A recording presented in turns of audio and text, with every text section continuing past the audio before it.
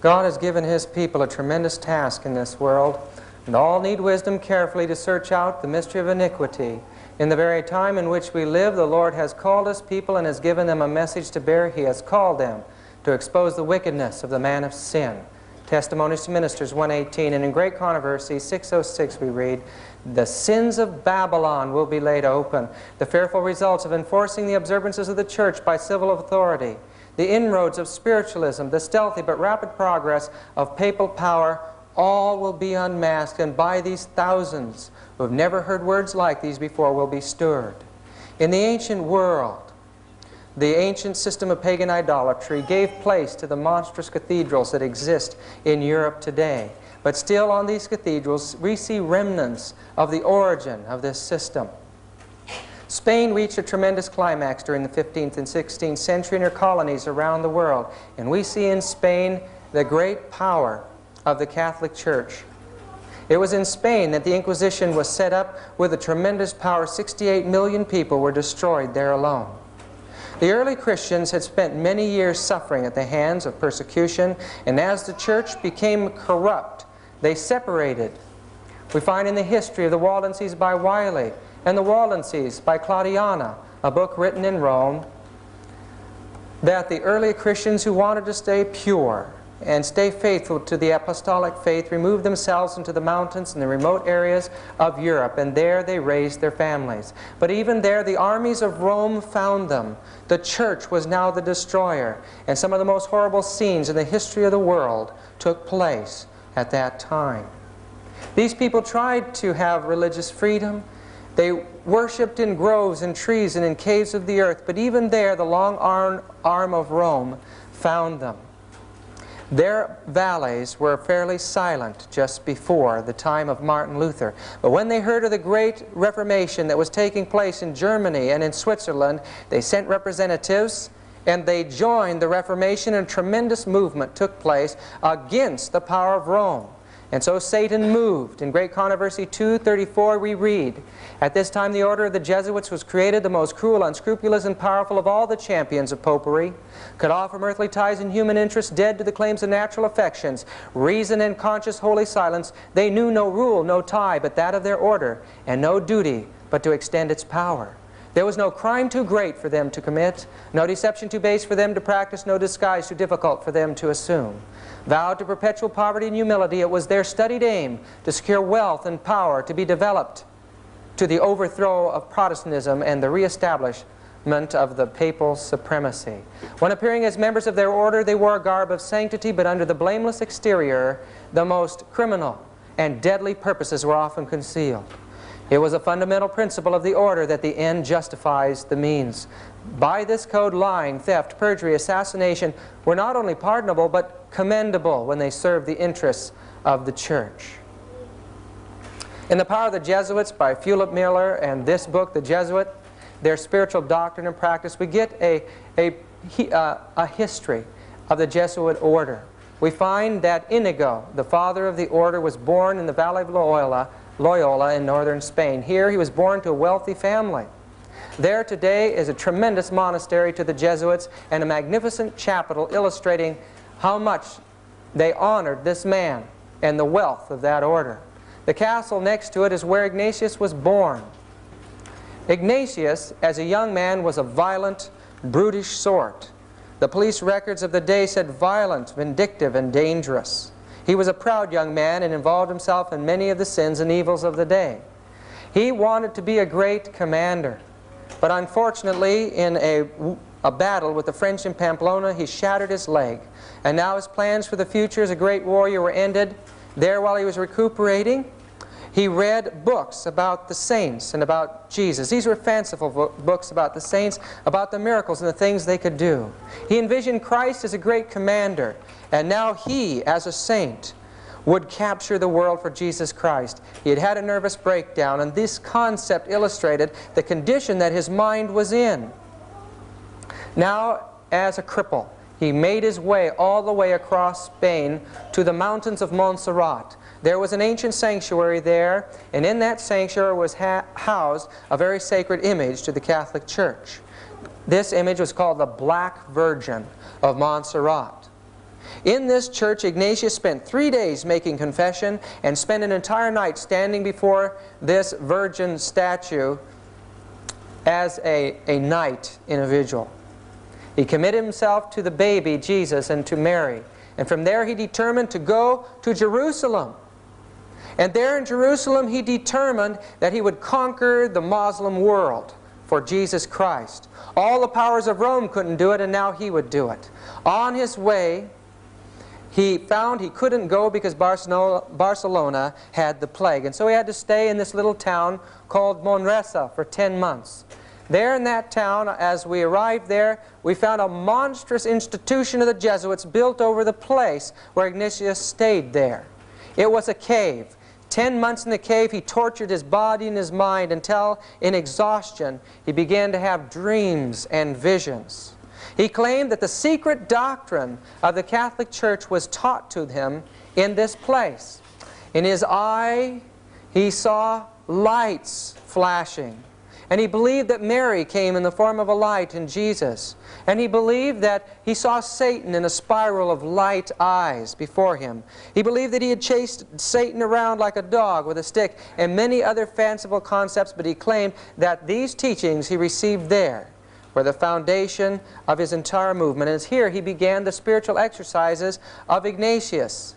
These were experiences that a master Jesuit would bring novices through, would bring other people through, to give them the same kind of mind that Ignatius developed through his experience. They were brought through these experiences just like music on a sheet. For 30 days they were told what to think, how to feel, when to groan and when to sigh, what to imagine, and they were to cut off all normal human emotion throughout those experiences. Ignatius finally made his way to Jerusalem, but there the Franciscan monks told him to go home. We don't want any political trouble here in the Muslim Empire. We've had enough of that. So making his way back to the port of Barcelona, Ignatius sat with little children learning the rudiments of Latin in order to study. From there he made his way to the little college in the town of Alcalá, north of Madrid. Here at the Colegio Mayor, he began his studies in theology.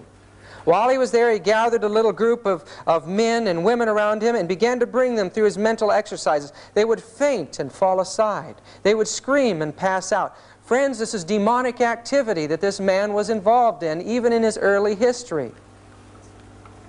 Ignatius was known for the rest of his life for his mystic powers. In Occult Theocracy by Lady Queensborough and Secret Societies of All Ages by Hecathorn, we learned that at the time there was an organization called the Alumbrado, or the Illuminati, in Spain. The Inquisition determined that Ignatius had been a member of this occult intellectual society and threw him in the jail there at the Inquisition. Upon his release, he made his way to Salamanca, to the great university there, but again he was brought under suspicion of being an Illuminist, and he was thrown in the Inquisition again. Now, upon being released, he made his way to the great University of Paris in France, and there he gathered intelligent young men around him, brought them under the control of the power of his mind, and these became the basis of his society. Not too far from the university, they dedicated themselves to the new order of the Jesuits there in Montmartre. Today there's a tremendous chapel on Montmartre, one of the most magnificent chapels that we saw while we were in Europe. And it's dedicated to the destruction of democracy and liberty in the world. Ignatius from there made his way to Rome, and in time he was accepted by the Pope. The Reformation had destroyed the influence of the Church in many parts of Europe.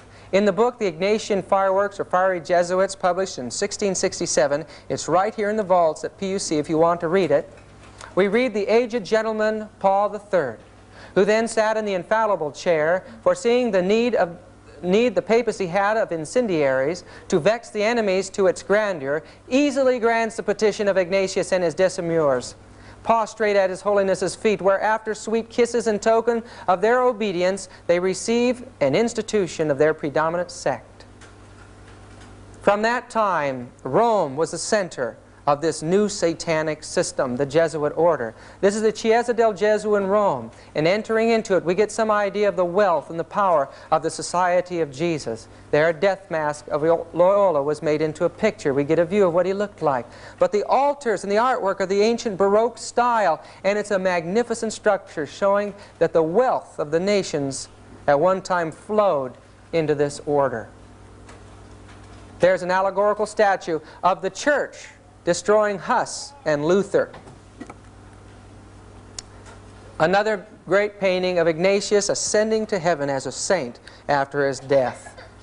But the most interesting of all to me was this, of Jesus holding his heart out in his hand. It was the followers of Ignatius that brought into the church the mystical teachings and the worship of Mary in the heart, and brought those mystical teachings of the Dark Ages into the 20th century. When Xavier was once requested by one of the patients to scrape out an abscess, this is Xavier, one of Ignatius's followers, he felt rather squeamish about it. He put his hand, which was covered with a purulent matter, to his mouth in order to put his self-control to the extreme test. It's amazing that even at that early time, these men had minds that controlled their emotions. Rodriguez would not at first make use of this resting place, but afterwards, in order to punish himself for his weakness, he laid himself down naked in a bed in which immediately before a man had died of pediculosis, and which still swarmed with vermin. These men, with their mind over the control of their emotions, were sent out into the world. At first, they proved themselves in the hospitals, and that's where these quotations came from in Fulop Miller's book, History of the Jesuits. But they also made their way out into the world of the pagans to win them to the new pagan Christianity. One of the first was St. Francis Xavier. The Pope claimed that this man had been given the gift of tongues, and as he went out, he certainly learned scores and scores of languages in India and Asia and Japan, and became a master of that whole province in the Jesuit system. The Jesuits were given tremendous power. At first, there was only 60 of them allowed, but in time, they were given full control of the church.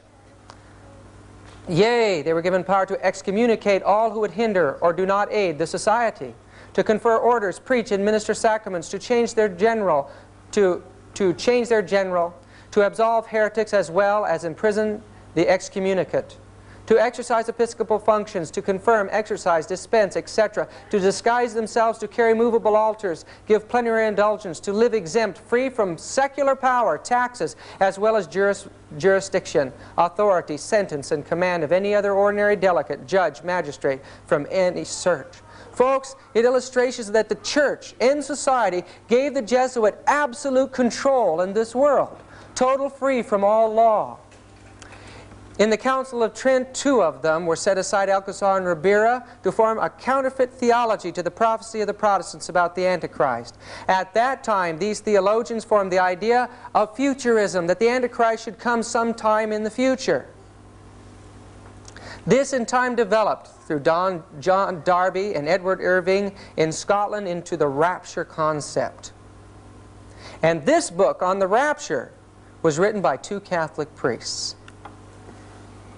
Peter Canisius and Peter Faber were the first missionaries sent in to form an educational system in Germany to counter the Reformation. The Jesuits became the educators and the controllers of the mind of children and the generations that were coming up. They became the great moral theologians and fought the Protestant concept of predestination. They taught free will, but merged with their free will was the idea that an individual through his own works could become perfect and gain merit on his own. Father Matteo Ricci illustrates the tremendous power of the Jesuit to infiltrate other religions and cultures. He became in every way a Chinese, and in time infiltrated the court of the emperor in China. These Jesuits could read and learn the language and the religion better than the people, become the teachers of the people, and then insinuate Roman Catholicism, eventually opening up these magnificent courts to the Catholic missionaries. They entered into the primitive and poor areas of the world, and thousands of pagans were gathered into the Catholic Church through these men. But they had a secret way of doing it.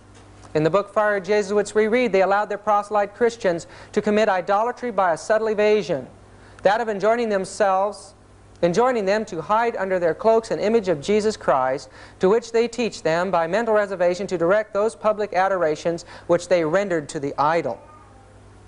The Jesuits infiltrated the other orders. They took over the head and the control of the Inquisition from the Dominicans. They turned it into a tremendous engine, a terrible power that wiped out thousands and millions of people. In Gurry's Doctrines of the Jesuits we read it was Loyola himself who procured the erection of the Inquisition in Portugal. It was at the hands of the Jesuits that millions of people suffered the most horrible deaths. Terrible suffering that goes beyond our imagination today. These people did not realize that as they were persecuting these people, as they were torturing their flesh and causing every nerve in the body to scream in pain, they were causing the sufferings of Jesus Christ himself in his people. In Fox's Book of Martyrs and other books, it tells about the tremendous campaigns that raged against those who had fled into the mountains to have religious freedom. In time, all of the Albigensian race in southern France were completely genocide, exterminated from the earth. Not one was left. And the Waldenses in northern Italy were exterminated to the place where there was only a few thousand left, and they had made their way over the Alps to Geneva. The record of history has been rewritten, folks, by the Roman Catholic religion. The Jesuits became the controllers of history, and thus the record of millions of faithful souls is not available to us. The Spirit of Prophecy tells us that that record is written in heaven. The church, every time she wanted to evangelize or infiltrate another area of the world, set up schools or colleges there in Rome. This became the origin of the Pontifical Gregorian University. Its purpose is for the subversion of the world. They sent up houses of the Jesuits and magnificent schools which gave some indication of the tremendous wealth of this order. Europe was being covered by the Jesuits. In the Ignatian fireworks we read, or we notice on the back page, it shows the Pope heating the fire that burned London in the 17th century. And it shows Jesuits under the control of the Pope starting fires in every country of the world. These Jesuits believed diabolical and witchcraft doctrines. At the heart of that order was occult teaching. From a Jesuit creed by John Battista Posa, he says, "I believe in two gods, one is Son, Father, and Mother metaphorically according to a temporal generation. The other metaphorically Mother and Father according to a temporal generation, and what is consequent hereto, that the common term Mother, Father may be equally attributed to God and the Blessed Virgin as if they were both hermaphrodites, sexually male and female." This is raw pagan teaching in the raw sense of the word. In the book, again, the Fiery Jesuits, they affirm that the diligence of an expert conjurer in diabolical arts may well be thought worthy of a reward, and that a fortune teller is not obliged to restitution if he hath consulted the devil, nor to confession, though he hath expressly invoked the devil, and that it is lawful to consult a conjurer. It was the Jesuits who became the masters of astrology in the Dark Ages. They led out in the schools of teaching astrology in the Vatican. Folks, this chart was made by a famous Jesuit Kircher, and it's astrological healing. In the Soul Hustlers by Rennie Norbergen, an illustration that their teachings on astrology and their occult beliefs in the heart of that system has never changed. Rennie Norbergen in this book quotes Jean Dixon as saying, "As a child I was taught Chaldean astrology by a wise and wonderful man, a Jesuit priest." I don't see how anything can be, I don't see how anyone can say that astrology is wrong. After all, he was a man of God. Jean Dixon in the world is one of the most popular clairvoyants and astrologers today, and we understand now that she was taught that by the Jesuits. In Gurry's Doctrine of the Jesuits, this also is available in the library here at PUC, we learn the secret of how the Jesuits became the masters of the confessional. They could excuse sin by subtle evasion, and because of it, the wealthy powers of the earth beat a path to the Jesuit confessional. They learned the secrets of state, they sent this to the head of their order, and through it they were able to manipulate the emperors and the rulers of the world. Henry IV had them in his kingdom, and we find that that the Lewises surrounded themselves with Jesuits and used them as confessors and to run their government. But this Louis the 15th was a homosexual. No wonder he needed a Jesuit confessor. As we were going through Versailles, we were told that in this room, this was the bed of Louis, and as the heads of state came in each morning to talk over state matters, he would grab one of them, pull them in bed, and pull the curtain around him, and after sodomy was over, they would continue the state talks. And his confessor was a Jesuit. The Jesuits got used to the wealth of the world. They lived in luxurious palaces like this, being confessors to the priests and kings, and they became the wealthiest group in the world. Through their influence in France, one of the most horrible massacres that took place in history took place. Publicly, the church appeared to be uniting with the Protestants just as they are today, friends. And secretly, they planned the slaughter in 1572, where 25,000 Huguenots alone were slaughtered in Paris and over 65,000 throughout France. Because of this, the governments recognized the danger of the Jesuit order, and they began to be expulsed from various countries of this world. They were kicked out of Paris. They were kicked out of Portugal, where they had gained tremendous power. They were removed from Spain. The governments realized that the wars and the troubles were being caused by the Jesuits. And now the Jesuit order went through all the terrors of the Inquisition. It was at this time in history that the Jesuits were taken and they were thrown in prison. They were thrown on ships and forced to stay on these ships without toilet facilities until disease destroyed their bodies and racked their souls. The Jesuit order's power, the secret of its power, is in its structure. One man stands as all-powerful at the head of it. The provincial is a man that is all-powerful within his area, submitting to the general, and then the superiors are in control of the Jesuit individuals. But at any time they can go around their superiors to the one above him, keeping a check and balance situation. The local, yokel, individual Jesuit is part of an elaborate system of espionage, and they report on each other too, keeping a balance. They report to their superiors, who in turn report weekly to the provincial. Tremendous bodies of knowledge go into the provincial from all over their provinces.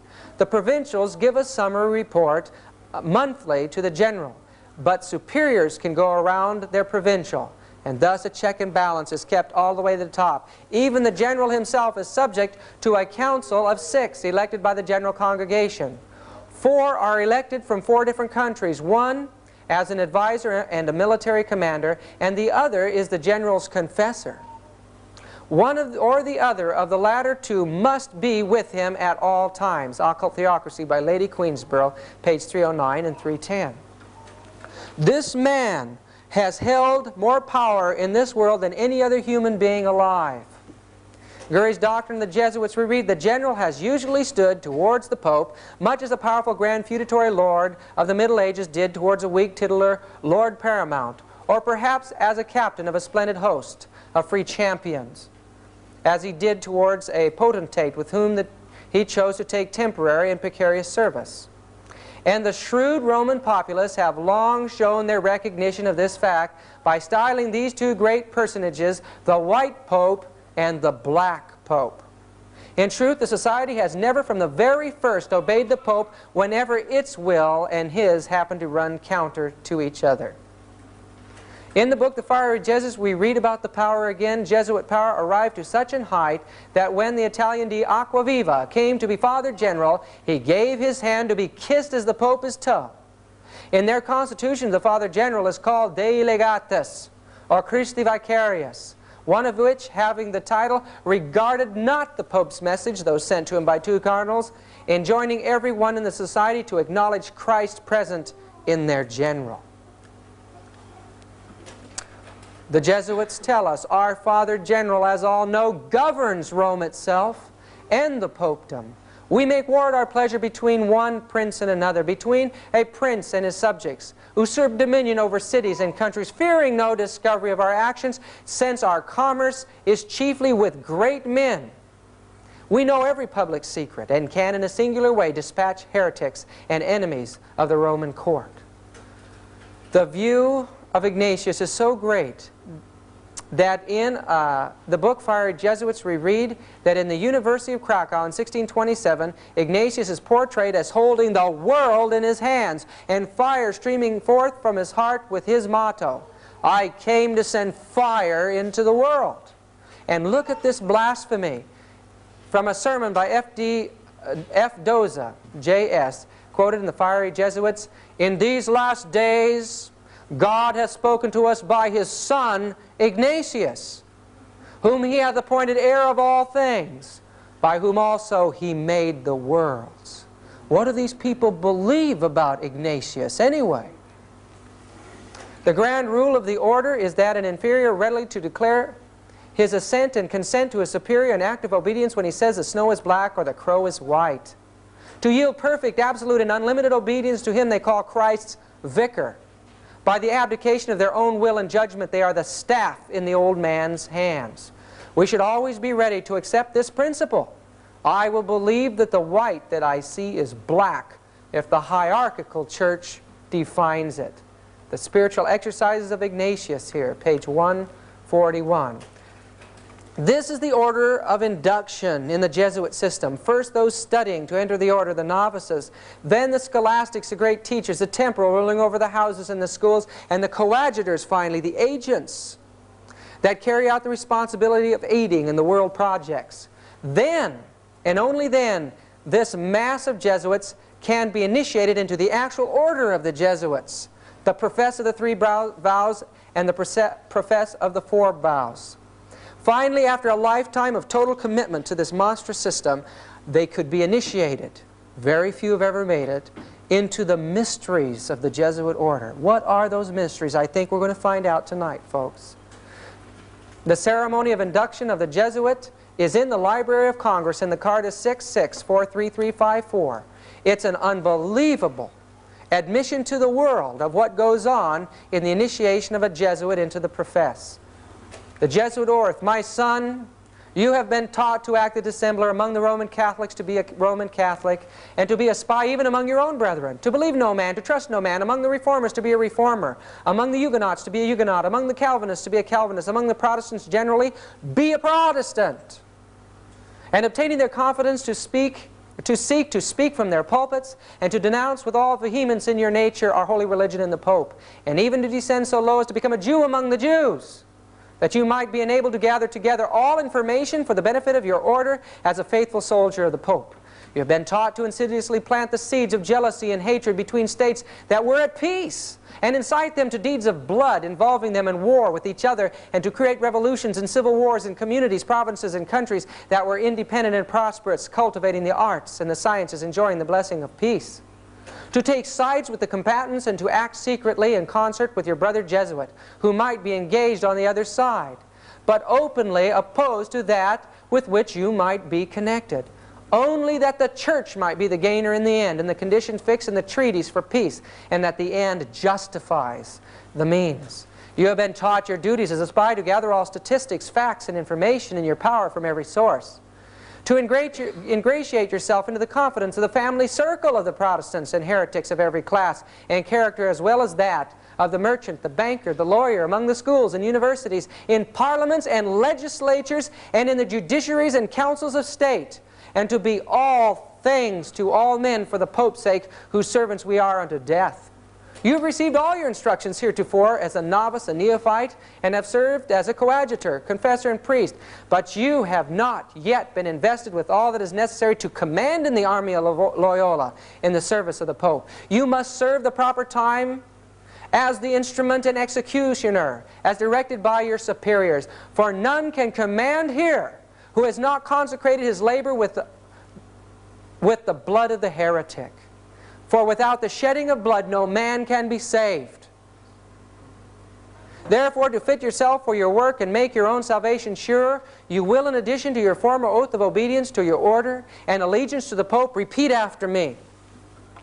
I promise and declare that I will, when opportunity presents, make and wage relentless war, secretly or openly, against all heretics, Protestants, liberals, as I am directed to do, to extirpate and exterminate them from the face of the whole earth, and that I will spare neither age, sex, condition, and that I will hang, burn, waste, boil, flay, strangle, bury alive these infamous heretics, rip up the stomachs and wombs of their women, and crush their infants' heads against the walls, in order to annihilate forever their execrable race. That when the same cannot be done openly, I will secretly use the poisoned cup, the strangulating cord, the steel of the poniard, or the leaden bullet, regardless of honor, rank, dignity, or authority of the person or persons, whatever they may be their condition in life, either public or private, as I at any time may be directed so to do by any agent of the Pope or superior of the Brotherhood of the Holy Faith, the Society of Jesus.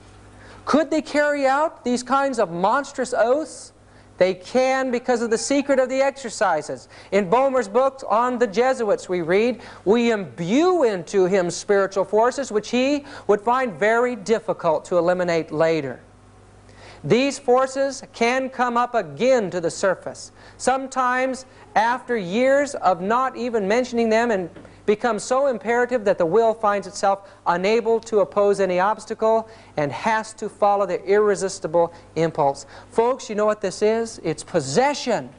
An army of possessed men dedicated to the destruction of all governments and religion in this world.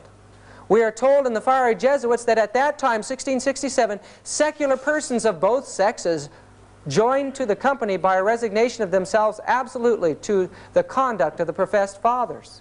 These usually are gentlemen and merchants who enmix themselves in the court and city business and in offices, bargains and sales, or active gentlewomen and rich widows who, like a plantation of Indies, bring into the society a vault of revenue of gold and silver. Folks, even today, these societies joined to the Jesuits exist. This is the Society of the Knights of Columbus. There is a women's side to that as well. And in this publication in 1950s in Life magazine, we see that the society is alive and powerful today. Now this is the oath that the Knights of Columbus take. Again, this is from the Congressional Record. It's on file. From February 15, 1913. And here it says, and I'm quoting from it, not all of it here, we don't have time. I will place Catholic girls in Protestant families, that a weekly report may be made of the inner movements of the heretics, that I will provide myself with arms and ammunition, that I may be in readiness when the word is passed, or am commanded to defend the church either as an individual or with a militia of the Pope. This is in 1950s, folks, or 1913. In testimony hereof, I take this holy and blessed sacrament of the Eucharist and witness the same further with my name written, with the point of this dagger dipped in my own blood, and sealed in the face of this holy sacrament. I do further promise and declare that I will, when opportunity presents, make and wage relentless war secretly and openly against all heretics, Protestants, and Masons, as I am directed to do, to extirpate them from the face of the earth, and that I will spare neither age, sex, or condition, and that I will hang, burn, waste, boil, flay, strangle, bury alive these infamous heretics, open up the stomachs and wombs of their women, and crush the infants' heads against the walls, in order to annihilate their execrable race. Same as the Jesuit, folks. That when the same cannot be done openly, I will secretly use the poisonous cup, the strangulation cord, the steel of the poniard, or the leaden bullet, regardless of honor, rank, dignity, or authority of the person, whatever may be their condition in life, either public or private. Should I prove false or weaken in my determination, may my brethren and fellow militia of the Pope cut off my hands and feet, cut my throat from ear to ear. May my belly be opened and sulfur burned therein with all the punishments that can be inflicted upon me on earth, and my soul shall be tormented by demons in eternal hell forever. That I will, in voting, always vote for a Knight of Columbus in preference to a Protestant, especially a Mason. In the book Catholic Power Today, we read that at this time, now in the 1970s, and 80s, the Catholic Church now has adopted simultaneously with carrying on the old traditional religious organization, a strategy of gradualness directed at the smooth identification of her most advanced weapons of penetration. Hence the creation of a peculiarly suited religious semi-religious, and even lay bodies whose aim is to infiltrate the various strata of society. The last few decades have seen the multiplication of such movements of penetration labeled secular institutes. Their members generally are people who, although laymen, have the same fervor and determination to fight for the church as have the traditional religious orders. Thus, while taking the vows of poverty, chastity, and obedience, they do not wear special clothes, have ordinary jobs, and mainly live at home. They avoid the spotlight and keep their membership a secret, not only from their own offices or factories, their co-workers and friends, but even from their own families. This termite-like secret army is a vast international. The growth of these semi-lay and lay orders, whose members are unrecognizable even to Catholics themselves in these last few decades, has been phenomenal, particularly in Protestant England and the United States. Catholic Power Today, Arrow, Manhattan, page 33. That's a book to get and study, folks. In 1773, the Jesuit order, due to the pressure of the governments of Europe, was put out of existence by the Pope. That Pope was poisoned because of that act. But the Jesuit order now no longer existed at that time. And so the Jesuits had to secularize themselves. Except in Russia, they continued unabated and controlled the government there. But Ingolstadt University had been a Jesuit center and institution for many, many years. Here in this institution, a young man, Adam Weishaupt, was a Jesuit-trained doctor of canon law. Now, he wanted to see the Jesuit order come back to power. And in time, he published a plan to take that organization and give them the world. This plan is laid out in a book called Proofs of Conspiracy by John Robeson in 1798, as well as many other books. Weishaupt had long been scheming the establishment of an association or order which in time should govern the world. In his first fervor and high expectations, he hinted to several ex-Jesuits the probability of their recovering, under a new name, the influence which they formerly possessed, and of being again of great service to society by directing the education of youth of distinction, now emancipated from all civil and religious prejudices. The order, he claimed, Weishaupt claims in this book, the head of the order is Jesus of Nazareth, the grand master of our order. He appeared at a time when the world was in utmost disorder and among a people who for ages had groaned under the yoke of bondage. He taught them the lessons of reason. To be more effective, he took in the aid of religion, of opinions which were current, and in a very clever manner he combined his secret doctrines with the popular religion, and with the customs which lay to his hand, he concealed the precious meaning and consequences of his doctrine, but fully disclosed them to a chosen few. He's teaching that Christ was the master of the secret societies, that Jesus was the author of the system of communism and universal utopia. He claims this system would place men in a state of liberty and moral equality, that his new system would free them from the obstacles of subordination, rank, riches, continually thrown in their way, that all governments and religions would be destroyed. Our secret association works in a way that nothing can withstand, and man shall soon be free. Proofs of Conspiracy, page 64. It was Weishaupt who designed this pyramid structure as a symbol of how he would accomplish his goal. In the book Pawns and the Games by the Canadian commander William Guy Carr, we see that the symbol that Adam Weishaupt designed was an altarpiece there in Ingolstadt University. In the book, we read the significance of the design is as follows. The pyramid represents a conspiracy for the destruction of the Catholic Church, an establishment of the one world or UN dictatorship. The secret of the order, the eye radiated in all directions, is the all-spying eye that symbolizes the terroristic Gestapo-like espionage agency that Weishaupt set up under the name of the insinuating brethren, to guard the secret of the order and to terrorize the populace into acceptance of its rule. This Agpu had its first workout in the reign of terror of the French Revolution, which it was instrumental in organizing. Pawns in the Game by Guy Carr. What does Ellen White say about the power that took over the government of France?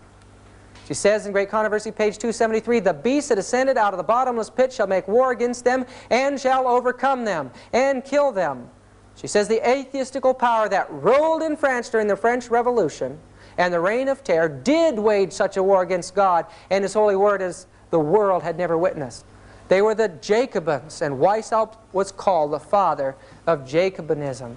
So this new satanic power that rose up in the heart of the Jesuit order now became a power warring against the Word of God to destroy all religions. In the book Pawns in the Game we read, it should be noted that this insignia acquired Masonic significance only at the merger of that order with the order of the Illuminati, Weishaupt's organization, in the Congress of Wilhelmsbad in 1782. So Masonry has been infiltrated by the Illuminati. The picture of the eye in the pyramid can be found on books fomenting the ideas of Weishaupt, which caused the French Revolution. And what a horrible revolution it was. Ellen White says it prefigures an event to take place in this entire world. Human beings were slaughtered mercilessly at that time as God's Spirit was withdrawn. The first power to suffer was the church and the heads of state. This was Louis XVI trying to flee the country, and Marie Antoinette destroyed. When Jim and I went into East Berlin, we visited a museum there on communism. And there we found that one of their main displays in the history of communism was a display on the French Revolution as part of the origin of the communist movement in this world. In fact, the term communism comes from the French word commune, where this thing originated. In time, a man by the name of Lemny, and then this man, Mazzini, became a leader in the world revolution, but not fully inducted into the secret orders. And it says, research dug up letters from Mazzini which revealed how the high priests of the Luciferian Creed keep their identity and true purpose secret. In a letter Mazzini wrote to his revolutionary associate, Dr. Bridenstine, only a few years before he died, he said, "We form an association of brothers in all parts of the globe. We wish to break every yoke. Yet there is one unseen that can be hardly felt. Yet it weighs on us. Whence comes it? Where is it? No one knows, or at least no one tells. This association is secret, even to us, the veterans of the secret society. Even to those involved in leading out in world revolutions, it was a secret society controlling them behind the scenes." This man took over after Mazzini. He was a commander in the Southern armies. After the war, he settled down to study in Arkansas. And from there, this man with a tremendous mind became one of the world's most renowned authorities on pagan idolatry. He became the leader of the Illuminati in time. This that I'm about to read is a letter to the Palladian Council, written July 14, 1889, from Albert Pike. He, like Weishaupt, was the head of the Luciferian conspiracy in his day. Pawns in the Game by Guy Carr. And here is the letter. That which we say to the crowd is we worship God, but it is a God that one worships without superstition. The religion should be, by all us initiates of the high degree, maintained in the purity of the Luciferian doctrine. Yes, Lucifer is God. And unfortunately, Adonai, the name they give the Christians, is God also, for the absolute can exist only as two gods. So they're saying that Jesus, or God, is both good and evil. And the good part of it, they're saying, is Lucifer, and the evil is Jesus Christ. Thus, the doctrine of Satanism is a heresy. They don't believe in Satan. They believe that Jesus is evil, not Satan. And the true and pure philosophical religion is the belief in Lucifer, the equal of Christ, or Adonai, but Lucifer, God of light and God of good, is struggling for humanity against Adonai, the God of darkness and evil. Albert Pike. Isn't that amazing what these people believe? They're worshippers of Lucifer. And friends, this is their plan. We shall unleash the nihilists and the atheists, or the Nazis, he says here. Those who are working in favor of the Christian world, the atheists who are working against it. And we shall provoke a formidable social cataclysm, which in all its horror will show clear to the nations the effect of absolute atheism, the origin of savagery, and the most bloody turmoil. Then everywhere the citizens obliged to defend themselves against the world minority of revolutionaries will exterminate those destroyers of civilization in the multitude, disillusioned with Christianity, anxious for an ideal, but without knowing where to render its adoration, will receive the true light through the universal manifestation of the pure doctrine of Lucifer, finally out in public view, a manifestation which will result from the general reactionary movement which will follow the destruction of Christianity and atheism, both conquered and exterminated at the same time. They want another war, folks. It was Albert Pike who laid out the plan for 3 world wars. 1, to open up Palestine. 2, to form a state in Palestine between the 2nd and 3rd, to raise the Arab world and the world of Israel. And once they were armed and ready, and the world was siding on one side or another, they would form an international war. And that war is on our horizon today. Ellen White told us in Evangelism, page 623, a power from beneath is working to bring about the last great scenes in the drama. Satan coming as Christ and working with all deceivableness of unrighteousness and those who are binding themselves together in secret societies. Those who are yielding to the passion for confederacy are working out the plans of the enemy. The cause will be followed by the effect. For 100 years, we may have had the privilege of knowing what was going on in those secret societies through inspiration. An example of the kind of mind that exists in the spawn of the Jesuit order can be seen in this man, Aleister Crowley, who was a 33rd degree Mason. Aleister Crowley, 33rd degrees. Aleister Crowley was also a member of the Kabbalistic organization of the Golden Dawn in London. And here is his law. Do what thou wilt shall be the whole of the law. Every man and every woman is a star. Man has a right to live by his own law. Man has the right to eat what he will, drink what he will, dwell where he will, move where he will. Man has the right to think what he will, speak and write whatever he will, and make what he will. Man has the right to love as he will. Take your fill and will of love, where and when you will. Man has the right to kill those who would thwart these rights. The slave shall serve. Do you like that law? It sure appeals to the carnal heart. And this law is spreading among the masses of the world today. It's the mind of Satan, folks. Secret societies and subversive movements by Nesta Webster tells us that this conspiracy took place among the Jews. And I'm sure that much of it has taken place in the Sanhedrin circles. But the fiery Jesuits describes clearly that the control of the money in this world is in the hands of the Roman Catholic Church today, and especially in the hands of the Jesuits. They're the ones that claim to become the Jew among the Jews. They're leading out in the Zionist conspiracy. It was their interests that fomented the writing of the Communist Manifesto. It was their interests that financed this man to go in, Lenin, to go in and cause the revolution. The church was hoping to conquer the Eastern Orthodox Church. This revolution has not stopped. The communists may have left her in that revolution and took it for themselves. But the war continues today. January 4, 1862, Ellen White tells us, I was shown before Lincoln's administration the former administration planned and managed for the South to rob the North of implements of war. They were contemplating a determined rebellion or revolution. The North did not understand the bitter, dreadful hatred of the South towards them and were unprepared for the deep-laid plots. Volume 1 of the Testimonies, 253. What was behind these deep-laid plots? In the book 50 Years in the Church of Rome by Father Chiniquy, he tells us that he had hired Lincoln to be his lawyer to protect him against a suit from the church. Lincoln was faithful and the man was gotten off. And this is a signature on the letter of the IOU found in the book of Lincoln. Listen to the words here.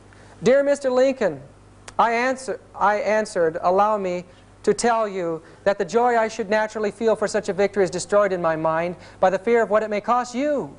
There were then in the crowd not less than 10 or 12 Jesuits from Chicago and St. Louis who came to hear my sentence of condemnation to the penitentiary. But it was on their heads that you have brought the thunders of heaven and earth. Nothing can be compared to the expression of their rage against you when you not only wrenched me from their cruel hands, but you were making the walls of the courthouse tremble under the awful, superhumanly eloquent denunciation of their infamy. Diabolical malice and total want of Christian human principle in the plot they had formed for my destruction. What troubles my soul just now and draws tears to my eyes is that it seems to me that I have read your sentence of death in their fiendish eyes. How many other noble victims have already fallen at their feet? Lincoln said, he looked at his watch after a talk with Father Chiniquy in his office in the White House. I am sorry that the 20 minutes I had consecrated to our interview has almost passed away. I will be forever grateful for the warning words you have addressed to me about the dangers ahead to my life from Rome. I know that they are not imaginary dangers. If I were fighting against a Protestant South as a nation, there would be no danger of assassination. The nations who read the Bible fight bravely on the battlefields, but they do not assassinate their enemies. The Pope and the Jesuit, with their infernal Inquisition, are the only organized powers in the world which have recourse to the dagger of the assassin to murder those whom they cannot convince with their arguments or conquer with their sword. Unfortunately, I feel more and more every day that it is not against Americans of the South alone I am fighting. It is more against the Pope of Rome, his perfidious Jesuits and their blind and bloodthirsty slaves, than against the real American Protestants. Here again we read from the words of Abraham Lincoln. Those antisocial laws today are written on her banners with blood of 10 million of martyrs. It is under those bloody banners that 6,000 Roman Catholic priests, Jesuits, and bishops in the United States are marching to the conquest of this republic, backed by their 7 millions of blind and obedient slaves. Those laws, which are still the ruling laws of Rome, were the main cause of the last rebellion of the southern states. Yes, without Romanism, the last awful civil war would have been impossible. Jeff Davis would never have dared to attack the North had he not had assurance from the Pope that the Jesuits, the bishops, the priests, and the whole people of the Church of Rome, under the name mask of democracy, would help him. These diabolical anti-social laws of Rome caused the Roman Catholic rear guard to be the man chosen to fire the first gun at Fort Sumter. Is it not an absolute absurdity, says Lincoln, to give to a man a thing which he has sworn to hate, curse, and destroy? And does not the Church of Rome hate, curse, and destroy liberty of conscience when she can do it safely?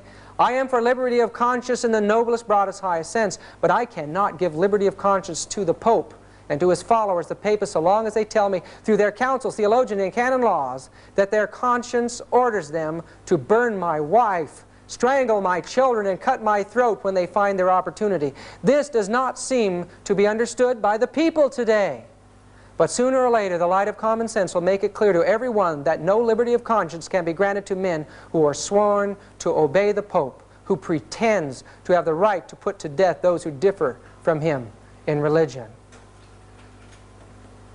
He says the common people see and hear the big noisy wheels of the Southern Confederacy cars. They call them Jeff Davis, Lee, Toombs, Beauregard, Simmons.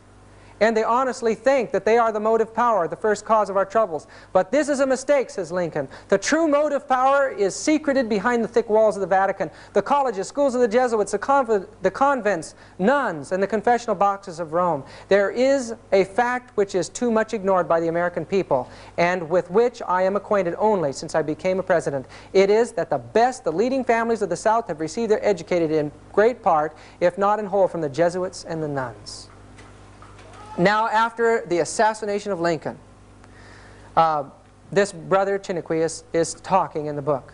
After I mixed my tears with those of the grand country of my adoption, I fell on my knees and asked my God to grant me to show to the world what I knew to be the truth, that horrible crime was the work of popery.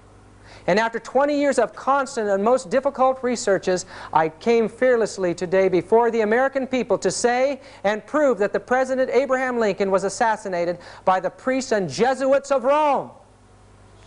In the book of the testimonies given in the prosecution of the assassin of Lincoln, published by Ben Pittman, and in the 2 volumes of the trial of John Surratt in 1867, we have the legal and irrefutable proof that the plot of the assassins of Lincoln was matured, if not started, in the house of Mary Surratt.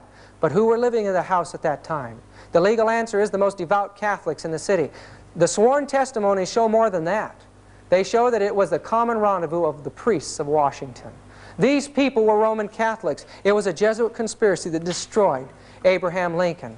The church planned the destruction of the world and the regaining of its power through world wars. And this is brought out in this book, The Secret History of the Jesuits. She tried with Bismarck to get him to fight for her, to Kaiser Wilhelm to get him to fight for her. And in time, she brought about the reaction of the Serbians against her effort to force them to Catholicism, an assassination attempt on one behind the Catholic plot. And that led to the first great war, the First World War. In time, this man, Pius XI, brought to power Mussolini in a desire to regain some political power. In time, in 1929, the Lateran Treaty was signed, and the church was given money and some land. But more than that, prestige again among the nations, and Mussolini was raised to power in Italy.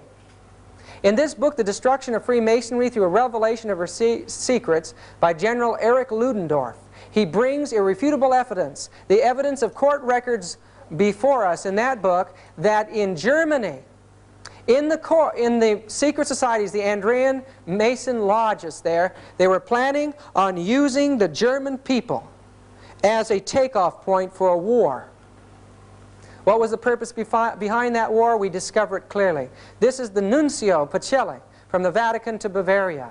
There in Bavaria, he worked secretly with von Papen, and in time they signed a concordat between Hitler and the Vatican. Hitler was raised to power by the Roman Church. It was his relationship with them that made him the man. His speeches, his Mein Kampf were written by Jesuits, and he became a god in that age. And also, as the secret mechanisms of Roman Catholic subversion were taking place in the international world, we find that the IG Farben drug complex and the Rockefeller dynasty merged and formed the wealthiest and most powerful cartel in the world, and it was through them that Hitler was financed and brought to power. Hitler's rise to power would have been impossible without the secret financial support of IG Farben. The Nazi state became the means by which the cartel agreements were enforced. This is from the book World Without Cancer, page 286 and 287. Hitler himself stated, "I learned much from the order of the Jesuits. Until now there has never been anything more grandiose on the earth than the hierarchical organization of the Catholic Church. I transferred much of this organization into my own party."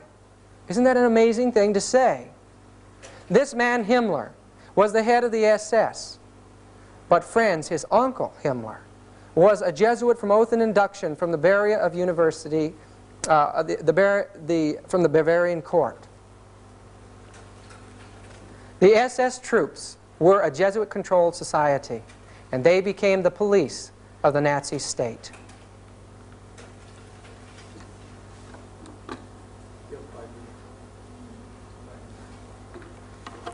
This book, Smokescreens, reveals a tremendous involvement of the Roman Catholic Church in the slaughter of millions of people. Here it quotes Hitler as saying, "As for the Jews, I am just carrying on with the same policy which the Catholic Church has adopted for 1,500 years.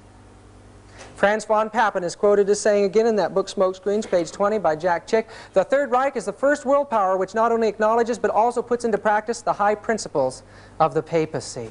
What are the high principles of the papacy? What is the plan that the Jewish Church has for its enemies? You can see it in the faces of the people in the concentration camps. That nuncio that worked secretly with von Papen became the Pope after Pius XI. Now Pope Pius XII, supporting Hitler, but in time he saw Hitler's power waning. He was just using Hitler, and in time he turned his attention to the Western world.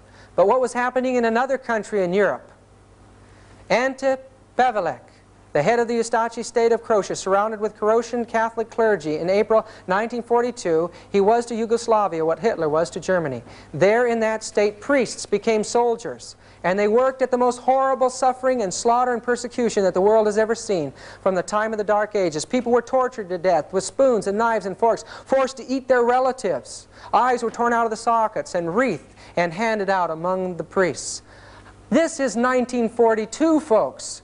It shows that if she gains power, she will return to the apostasies of the ancient time. This man was responsible for opening up trade with Russia and recognizing a political connection with Rome. He also placed this Masonic symbol on our dollar. Novus Ordo Seclorum, a new world order. The reverse the seal of the United States of America, according to Manly P. Hall, an expert on Masonic lore. Not only were many of the founders of the U.S. government Masons, but they received aid from a secret and august body existing in Europe which helped them to establish the United States for a peculiar and particular purpose known only to the initiated few. The Great Seal, says Hall, was the signature of this exalted body, and the unfinished pyramid on its reverse side is a trestle board setting forth symbolically the task to the accomplishment of which the U.S. government was dedicated from the day of its inception. Who dedicated this country?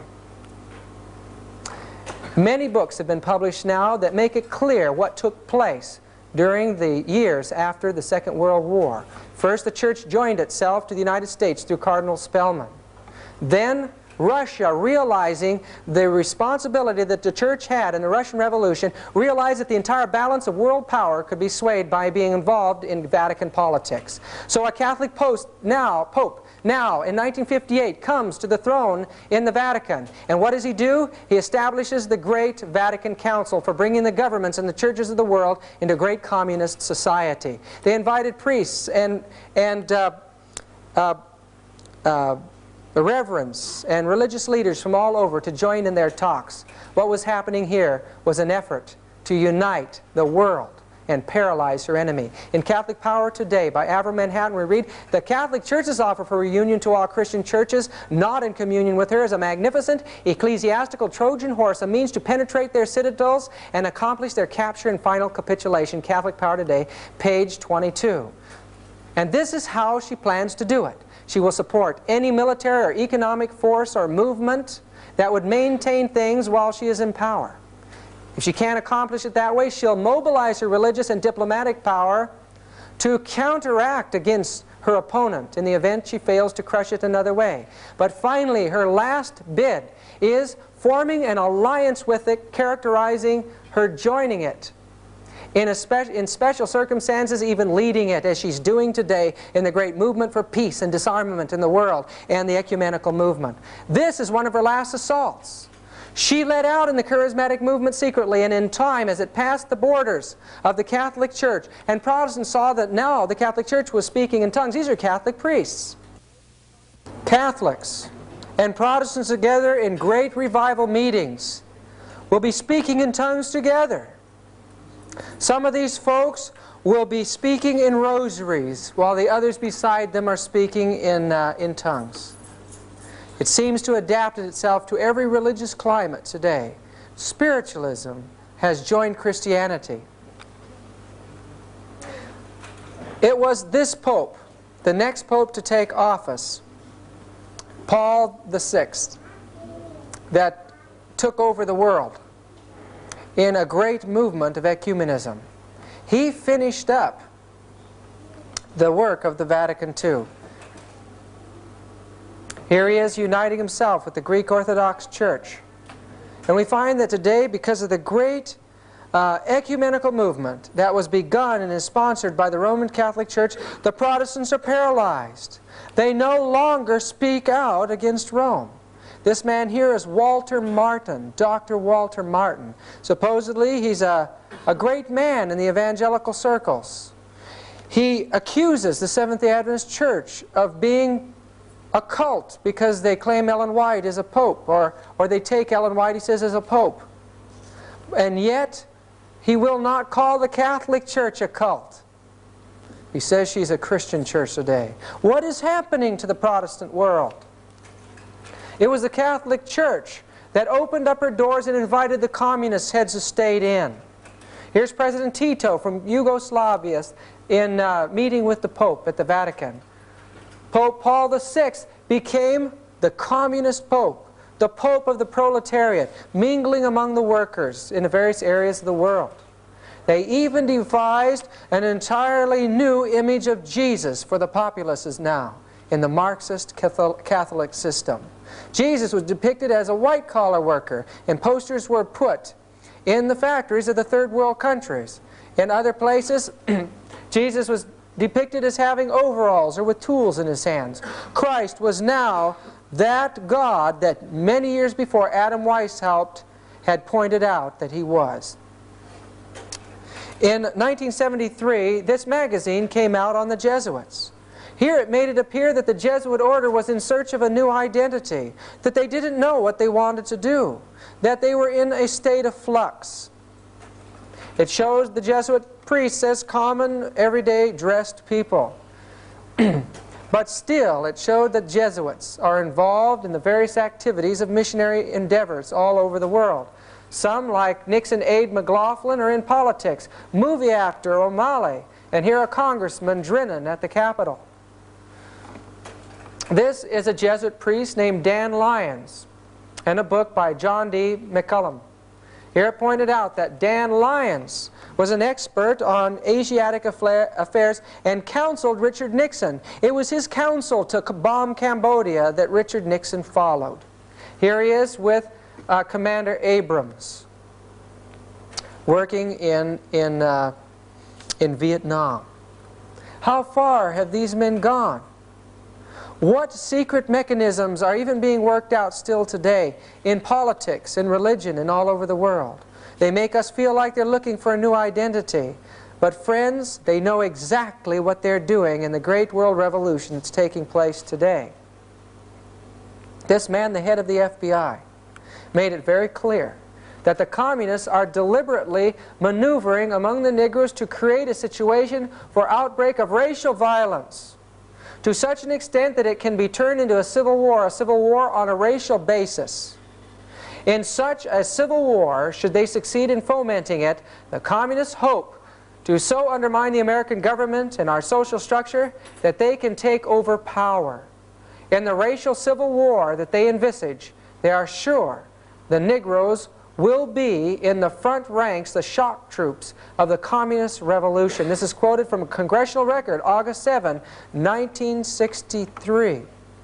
Brethren, the spirit of prophecy tells us, and I don't have the quote or the source of the quote now, it's in the White States, but that again, there'll be a racial movement, the army will be called out to put it down, and men will go back into servitude. And the result of it will be a Sunday law. Friends, we're seeing a fulfillment of the spirit of prophecy's prophecy taking place today. In this book, The Negroes in the Soviet America, written by a communist, published in the South, encouraged the Negro people to rise up and form their own country in the South. And that under communism, they would be exalted to a much higher position in society. This is a communist class that was held in the South. And as you notice on the far right-hand corner, you see that is Martin Luther King, a communist being trained to carry on this revolution. And I want you to know right now still that the revolution, communist revolution, the spearhead of it is the Jesuits in the Roman Catholic Church. I'll prove that to you in a minute. Here he is with known card-holding communists from the conspiracy that took place in Hollywood. Beside him, Sidney Poitier and Harry Belafonte. Violence is being planned today, brethren. I was down at the flea market down in the city, and there a man came up to the table. He heard me talking about prophecy with someone else, and he said, "Would you tell me something?" He said, "Would you please tell me why the black folks down here in the city are hoarding automatic weapons? Just down the street from me I saw a van pull up and they unloaded boxes of automatic weapons into a garage. What is happening? What are they planning?" Brethren, I don't know how long until the cities are a hotbed of violence because of these type of plans. But it's coming, and Ellen White tells us that it's going to be an overwhelming persecution, relentless in its fury. The Catholic Church is involved in this ethnic action publicly. In Africa, she is making the black prelates the only prelates there. So the church will relate to a black church at that point. This gentleman, Pope John Paul I, was in for only 33 days. The reason for this gentleman coming in for only 33 days is that he was the choice of the communist influence. The church had become fearful that Moscow would dominate the church, that she would take over it. Prelates began to move. They worked with the CIA. Cardinal Wyszynski from Poland was summoned to this secret meeting, and they decided to plan to get Wojtyla in. Wojtyla had already been deeply involved in the Vatican II project. He was an extremely intelligent man, and he was trained in the field of acting and playwriting. He was the perfect man for the job. He was a Marxist, but he was an anti-Moscow Marxist, and he would be perfect for developing the new brand of Lenin Christianity that they believed was the new age in this world. John Paul, in the liberal magazines in this country, which we know are controlled by the elements that are involved in world conspiracy, set him up as a superstar. 14,000 journalists were accredited to cover his passage through this country. Millions and millions of dollars have been used to place this man in a campaign as a god among the nations today. And the Protestants, where are they? They're completely paralyzed. Protestants for the Pope.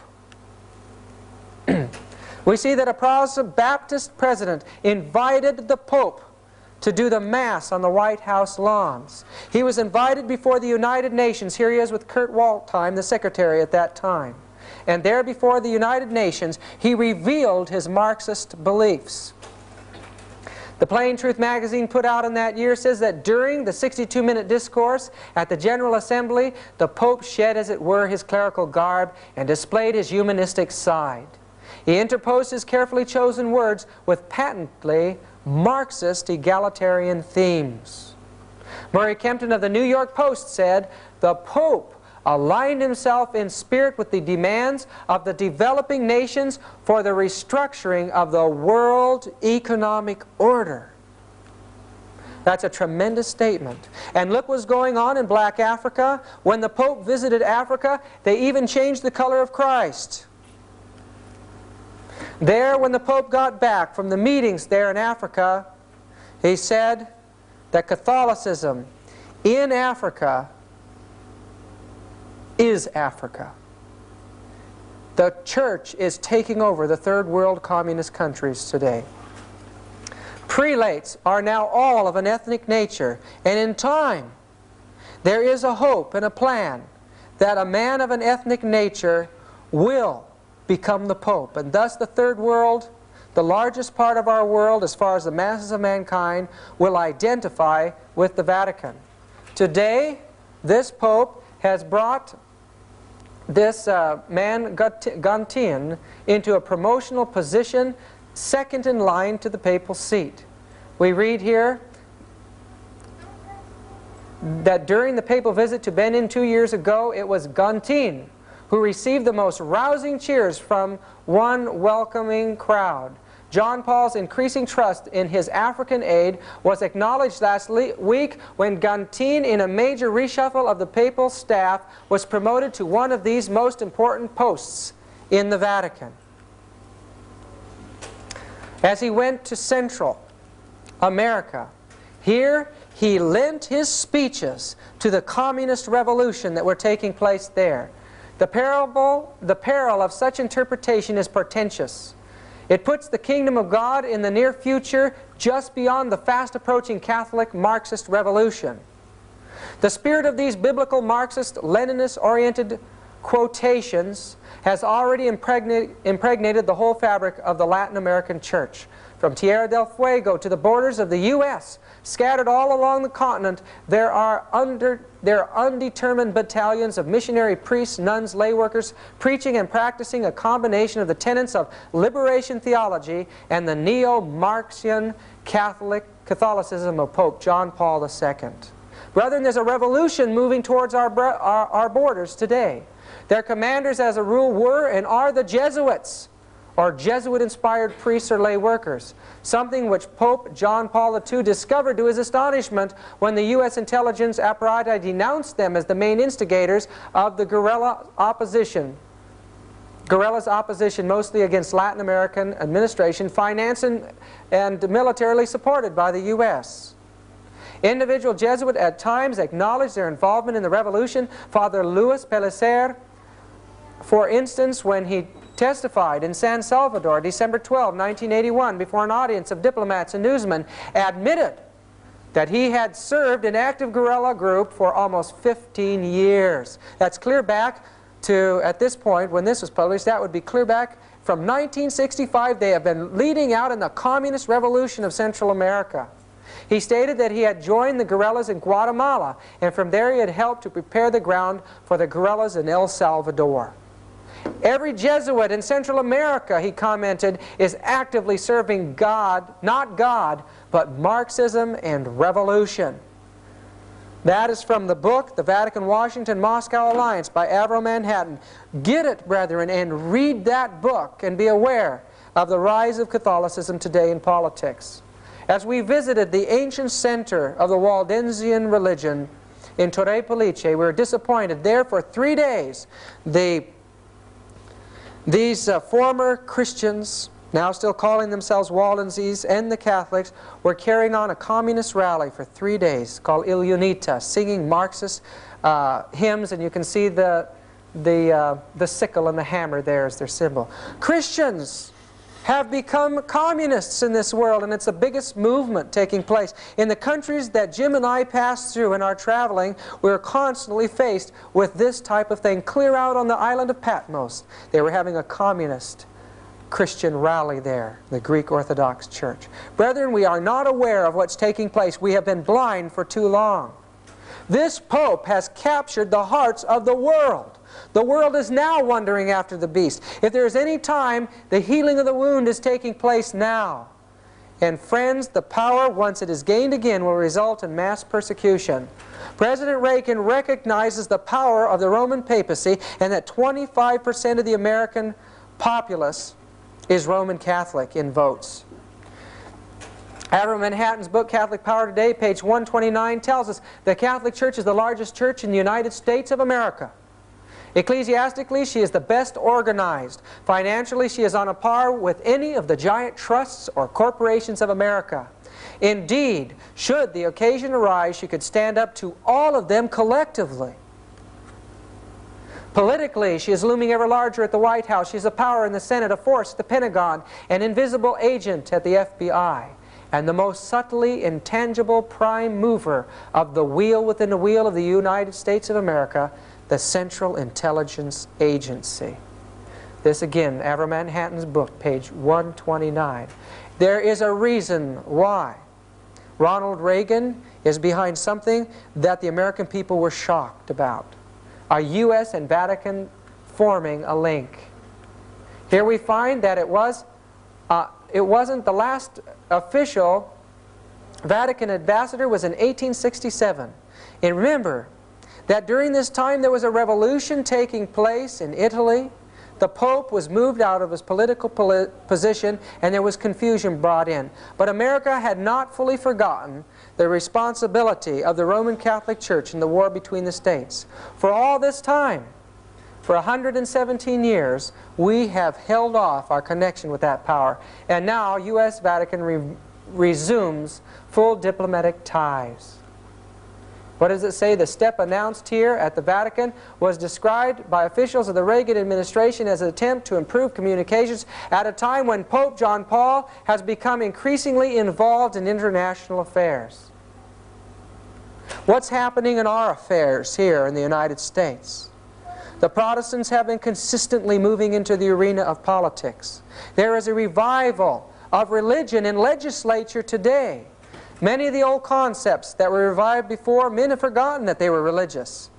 A one-world judicial court was fomented by the National Federation of Churches, the National Council of Churches. Social Security was a religious issue, and now many religious issues are covering the books of law today. What's going to happen as a president in this country has to capitulate to the religious forces? We read on April 23, 1984, in Spotlight magazine, Reagan orders concentration camps.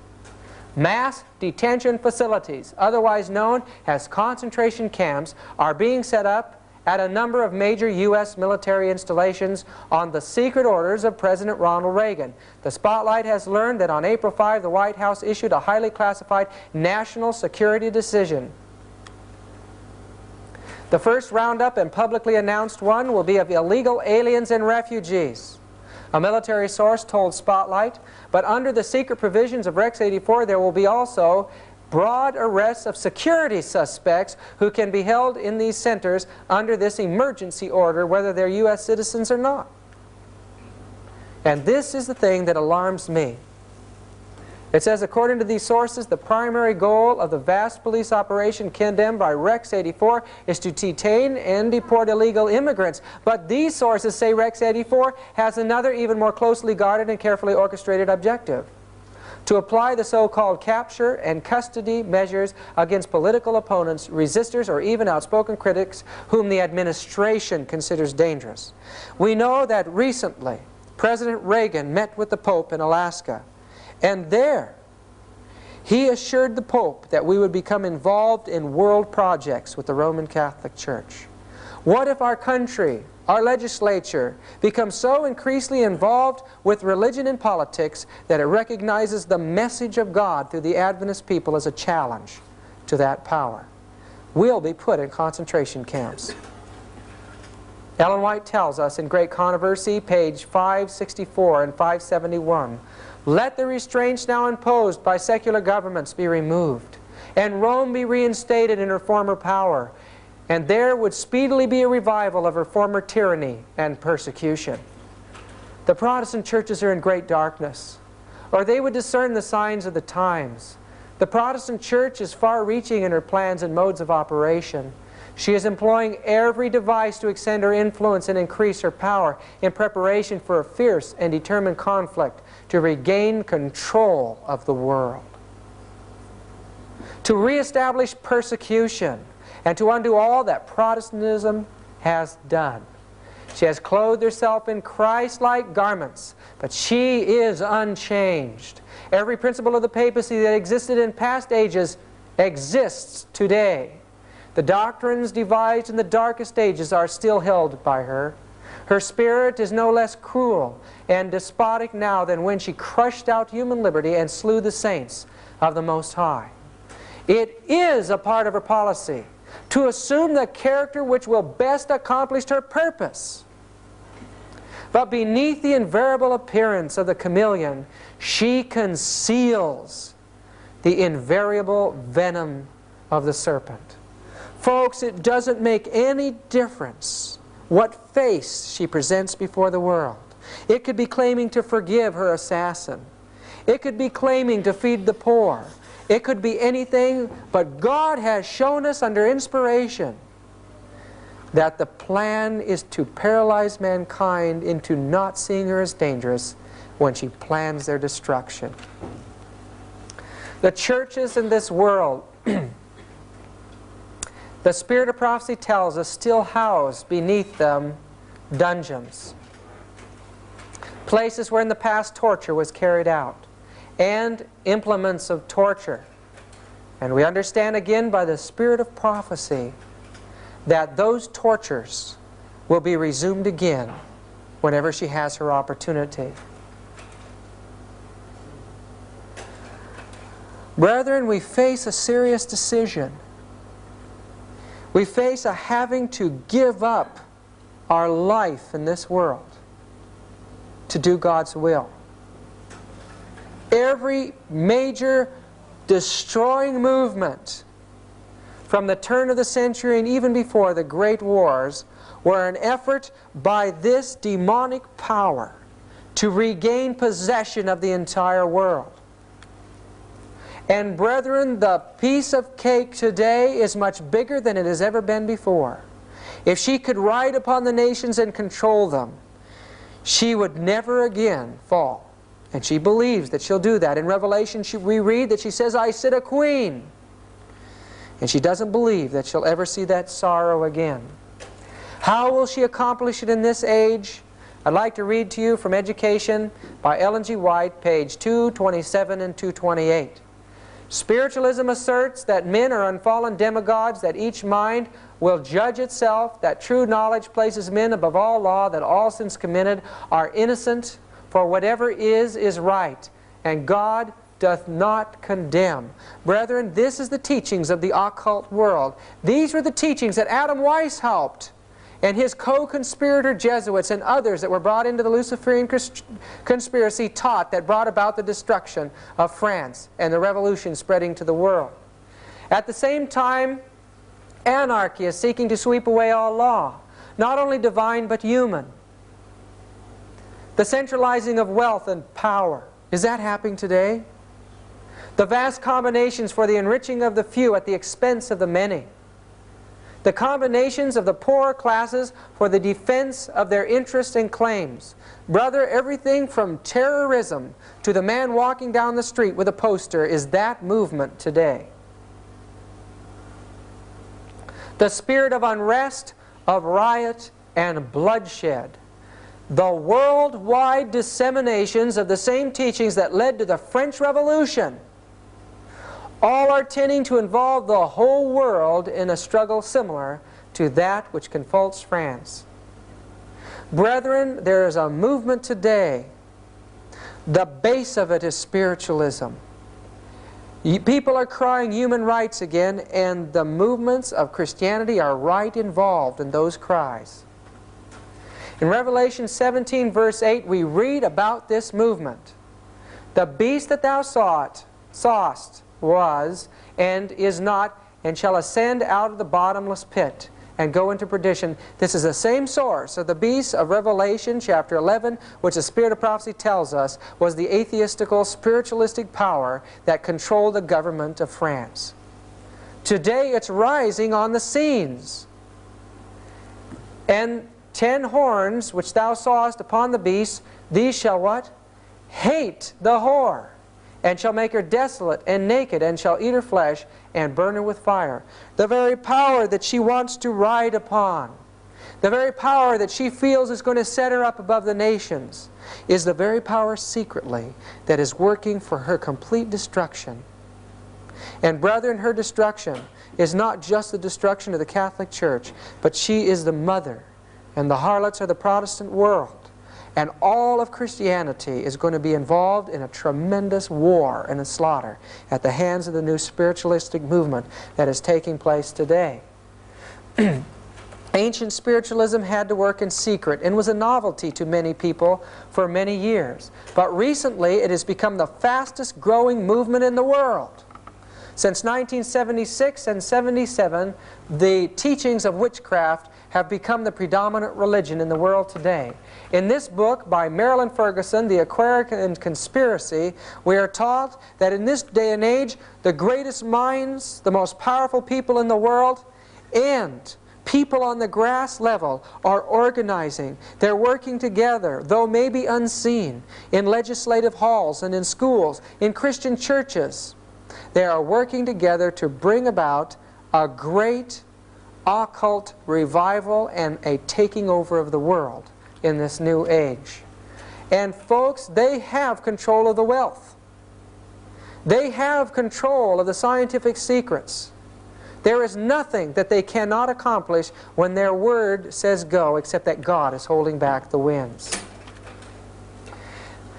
These people can control your mind and control your heart. Ellen White tells us that Satan will work through the sciences of psychology, phrenology, and animal mesmerism.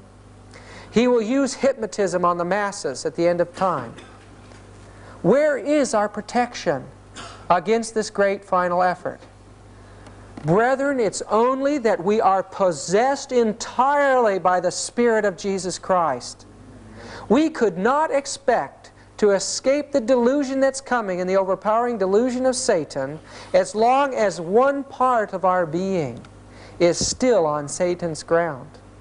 We have got to come up to the fullness of Christ's righteousness. Christ has to come into his heart, as we read in Desire of Ages, page 324. He'll come in and he'll make our heart his possession, and he'll make it his fortification and determine no power should be known in it but his own. And he will make that heart impregnable to the assaults of Satan. At some point in the experience of the Adventist people, we've got to face the fact that we have to settle into the truth of justification so that we can no longer be moved. And God can end this work. This mind of Ignatius Loyola is the dark, vile mind of the Dark Ages, and yet through the initiation and through the exercises of Loyola, that mind from the Dark Ages of papal supremacy controls the most brilliant minds in the world today. And science, Ellen White tells us, is to lead the world into the papacy as superstition and ignorance once led it into the papacy in the years before. Their schools and their universities cover the world, and in the United States they're everywhere. Thousands of Jesuits continue to graduate every year, and now the people have no knowledge of what their plans are for the world. Brethren, I believe that we are unconquerable if we are part of the movement of the Holy Spirit in this last age. But if you are not, and you don't know for sure that your salvation is secure at this time, you will not be able to stand the pressures that are coming. We know that if we are faithful to our calling, that through us and through other means, God will be able to pluck brands from the burning that were foremost in the cause of Satan at the end of time. And one of these brands was a man by Lacunza, a Chilean Jesuit. This is Lambeth Palace in London, and there's a library there that's set up for priests and prelates. Jim and I, through I believe a miracle of God, were allowed to go in there and study, and there were priests and nuns around us. We asked the librarian to find us these 2 books plus a book by John Darby. These books about the coming of Christ were written by a Chilean Jesuit, Lacunza, finding his way in the 18th century to the Bible. He studied it. Probably as a man entranced, he began to understand the nearness of Jesus' coming. And so he began to write. He went through all of the doctrines of that time on the coming of Christ and proved them all false. And when he did present his view of the coming of Christ, you know what he presented? He presented the truth, that Jesus Christ was soon coming to take his saints from this earth, that he would take them up with him into the heavens, and there they would reign with Christ for 1,000 years. After this period of time when all are destroyed on this earth, he would come back with them after the millennium, and he would judge all the wicked, raising them from hell and from the dead. Of course, he didn't fully understand the immortality of the soul and some of our doctrines, but brethren, the publication of these books in the 1820s and 30s led to the great revival in England and the looking forward to Jesus' coming. I believe that these men, many of them, and others that are involved in movements that they believe is right, can be won if our people will wake up and do the work God has called them to do. There are safety measures in the Bible to avoid their influence on us and on our churches. In Galatians chapter 1 verse 8 we read, "But though we or an angel from heaven preach any other gospel unto you than that which we have preached unto you, let him be cursed or damned." Verse 9, "As we said before, so say I now again, if any man preach any other gospel unto you than that ye have received, let him be accursed or damned." If we followed the Bible, we would not allow heresy in our ranks. And a great suffering would be saved for many of the people of God. In 2 John verse 9, we read, "Whosoever transgresseth and abideth not in the doctrine of Christ hath not God. He that abideth in the doctrine of Christ, he hath both the Father and the Son. If there come any unto you and bring not this doctrine," what is it? The everlasting gospel, the 3 angels' messages that were delivered to the Adventist people, "receive him not into your house," not into your place of worship, "and neither bid him Godspeed, or you'll be a partaker of his evil deeds." How many men, how many times have we allowed ourselves to be subjected to reasoning that has destroyed the Adventist faith? Jesus now is a high priest in the heavenly sanctuary in the most holy place. There he waits to finish his work in you and in I. Christ is the one that holds his angels in his hands. That's a symbol of all his people that are faithful to him, giving his message. He holds them there. They're in his hand and no one can take them out. Christ the sacrifice is beside each one of us today through the ministration of our high priest. As he ministers his Holy Spirit to us, the death of Christ becomes our death. The world is sacrificed unto us, and we unto the world. And Christ's eternal life is given to us. We can stand in this world as conquerors over self and live without sin, brethren. The power is there for us. Christ is pictured in Revelation chapter 3 in the Laodicean message is knocking at the door of your heart. Brethren, Jesus longs for you to open up the faculties of your soul. Lay aside the thoughts and the concepts of this world and let Jesus take all of your thought. Behold Him. And the Bible promises that you'll be transformed into the same image. Christ today is calling for His children. He's going to bring them into a powerful movement. And if we're faithful to that calling, there is no power in this world that can stand against us. Every obstacle will be broken in our path, and God's glorious message will go to the world. Brethren, the Lord is going to work in simple ways. He can take anybody and speak through him, just as He can talk to a stone, or as He talked to a donkey at the time of Balaam. Brethren, if He can talk through a donkey, He can talk through you. And you know the message that He has to give? He wants you to speak for Him and invite the people in this world home. He wants you to tell them to prepare to meet their God who's coming soon. Brethren, we haven't any idea of the glories of that heavenly home. We can't imagine it. But the Holy Spirit wants us to know that God has prepared things above our greatest imagination. And there is nothing in this world that should keep you from receiving that prize. Not all the power of the Jesuits or the Catholic Church or the great communist movement. None of these things should keep you from Him.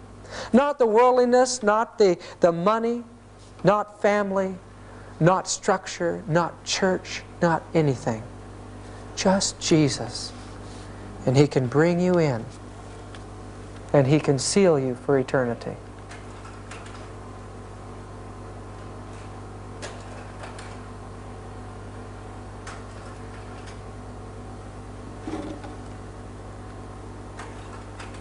Let's have prayer together, shall we?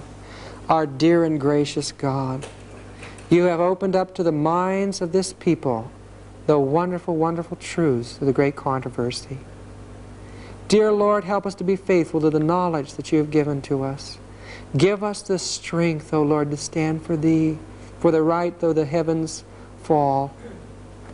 Not only to be ready for Your coming, but to bring hundreds and thousands of others into the fold now in these closing moments. Lord, we know by the signs of the times that it's almost over. I pray for each soul that hears this tape. And I ask that Thy angels should convict, and the Holy Spirit should convict their hearts of the need to total conviction now.